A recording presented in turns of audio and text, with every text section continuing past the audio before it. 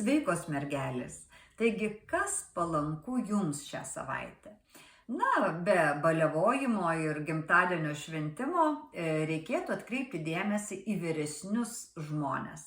Bendravimas su jais gali atnešti kažkokį tai diskomfortą, bet iš tikrųjų jūs turėsite iš to naudos. Nauda galima ir moralinė, ir materialinė.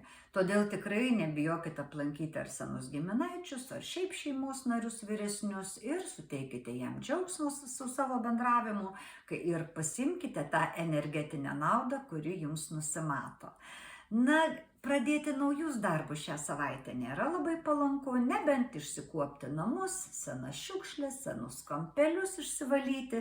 Taip, tai yra geras metas, bet kažką naujo pradėti tikrai nereikėtų ir mėginkite tikrai baigti tuos senas uodegas, ypatingai tie darbai, kurie senai prasmirdė ir atrodo niekada gyvenime neturėsite jėgų ar rankos nekyla jų baigti. Taigi, baigiam senus darbus, o naujus planuojame vėlesniam laikui. Iki.